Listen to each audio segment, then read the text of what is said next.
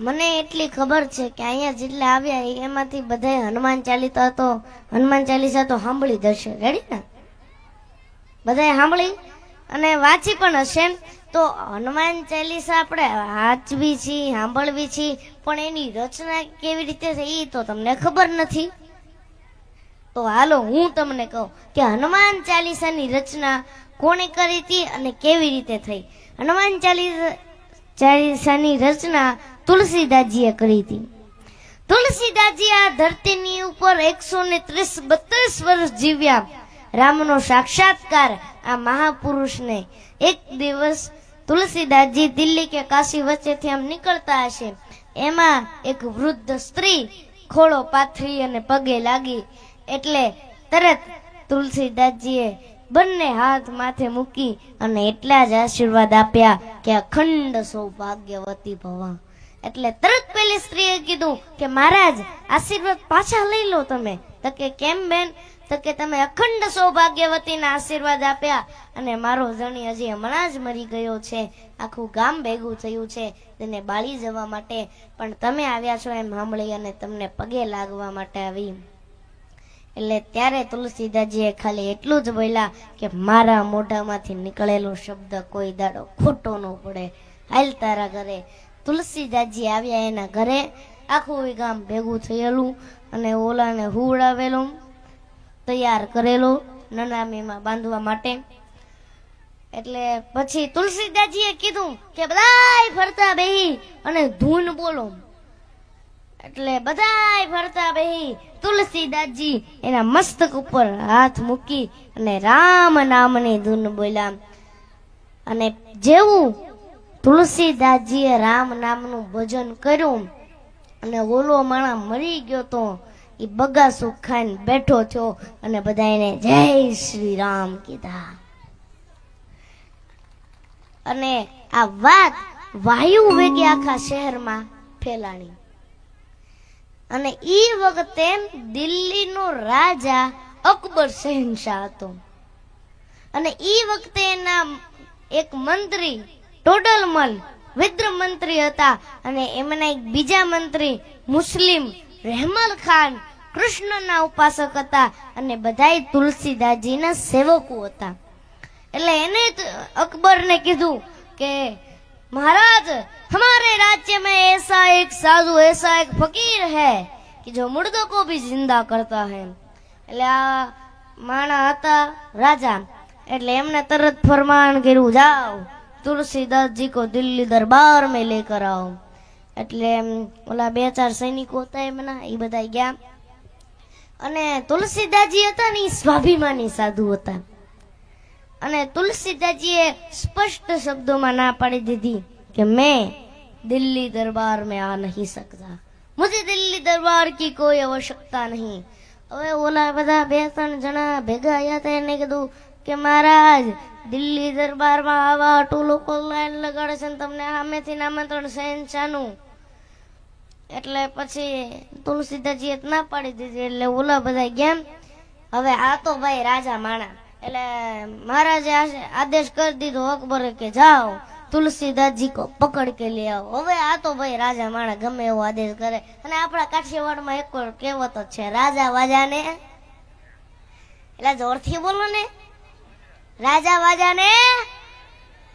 હા, એટલે તરત આમ એલાન કરી દીધું કે જાઓ तुलसीदासजी को पकड़ कर दिल्ली दरबार में लेकर आओ.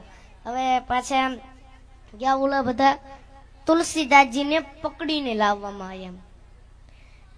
અને પછી તુલસીદાસજીએ કીધું કે બોલિए शहंशाह क्यों मुझे दरबार में बुलाया. એટલે અકબરે કીધું કે मैंने सुना है कि आप चमत्कार करते हैं, मुर्दों को जिंदा करते हैं, राम से बात करते हैं. हमें भी इच्छा हो गई है कि आप हमें कुछ चमत्कार करके दिखाओ. એટલે તુલસીદાસજીએ કીધું કે જો ભાઈ હું કઈ ચમત્કાર દેખાડવા વાળો જાદુગર કે તાંત્રિક નથી કે આમ ફટ કરીને આમ કરી નાખું. હું તો રામનો દાસનો દાસ છું. હવે આ તો ભાઈ રાજા માણા, મેં કીધું એમ જ તે.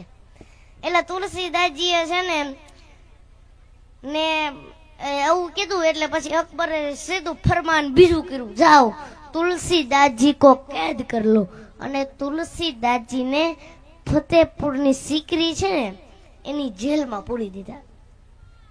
અને જેનો ગુરુ હનુમાન હોય, જેનો બાપ સમર્થ રઘુવીર હોય, જેના રોમે રોમમાં રામ હોય, અને પછી તુલસીદાસજીના અંતરમાંથી જે શબ્દો નીકળ્યા એ 40 ચોપાઈને તુલસીદાસજી હનુમાન ચાલીસા નામ આપ્યું. અને પછી આ કાવ્ય જેલમાં લખાયા પછી તુલસીદાસજીએ પાઠ શરૂ કર્યા. અને હજી તો આ એમના પાઠ 100 પૂરા થયા નતા તુલસીદાસજીના, તા તો દિલ્હીની અંદર ચમત્કાર થયો. હવે હજારો નહીં લાખોની સંખ્યામાં વાંદરાઓ આવી પડ્યા. હવે 2 વાંદરા આપણી પાછળ પડી ગયા તો આપણી દશા શું થાય કયો? હવે 2 વાંદરા આપણી પાછળ પડી ગયા તો આપણી દશા શું થાય? આ તો હજારો નહીં લાખોની સંખ્યામાં વાંદરાઓ ઉભા પછી બાજુ નકરા વાંદરાઓ અને આખી દિલ્હીને ધમરોળી નાખી. એના પોલીસ, એના સૈનિકો, એના તોપ ગોળા કાંઈ કામ ન લાગ્યું.